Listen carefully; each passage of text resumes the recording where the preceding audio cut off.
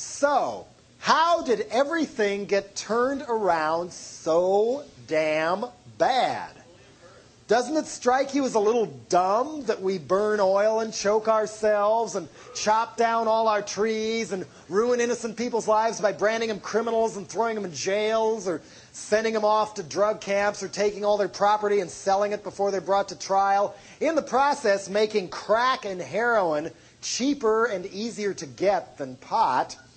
Why do we do this when we don't have to?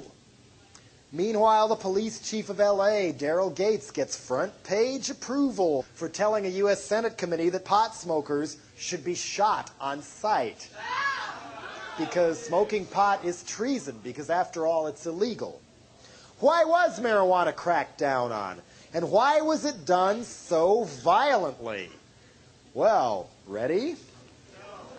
In 1936, Popular Mechanics magazine hailed the invention of a new machine to process hemp, predicting that marijuana hemp would once again become the world's largest cash crop.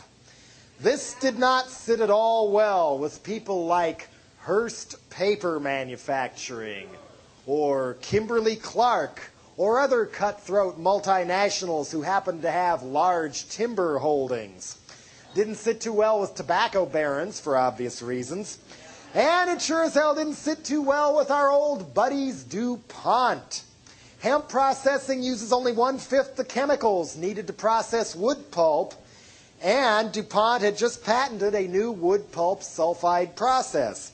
And DuPont's patented plastic fibers had just passed up hemp as the number 2 fiber next to cotton, and they wanted to keep it that way.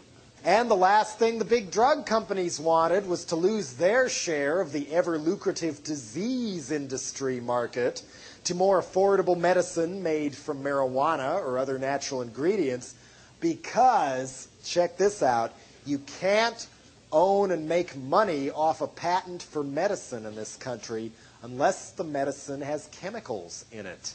If it's all natural ingredients, you can't patent it. Maybe that's why we don't have access to a cure for cancer or AIDS, or why the health food store I go to keeps getting harassed by federal authorities for selling herbal medicines. Meanwhile, guess who owns Congress? So, marijuana was outlawed in 1937. And they fanned the racism fires, playing the racism card just like they do when they want to crack down on rock and roll or rap or hip-hop or something like that. They said that smoking marijuana might cause you to fall under the influence of listening to jazz. And I believe it was even said on the floor of Congress that marijuana had to be banned because smoking it might make a black man look at a white woman twice.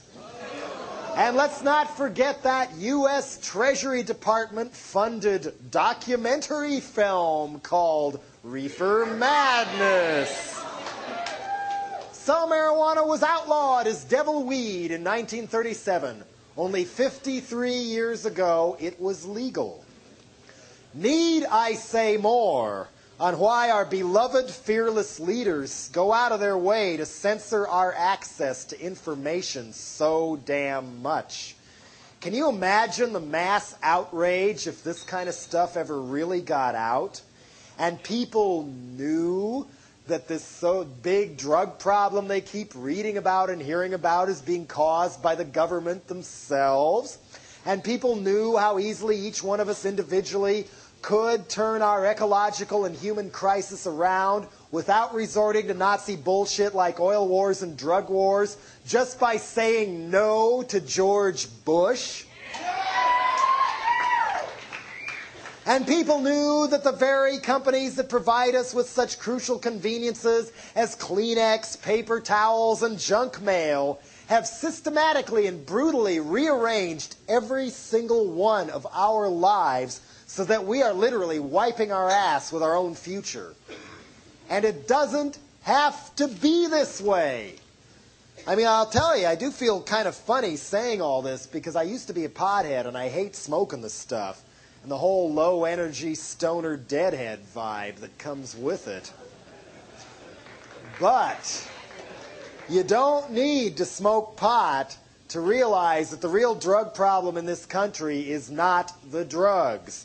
And we can help solve our drug problems, crime problems, environmental problems, even our racial problems, if we say no to George Bush and get together and grow more pot.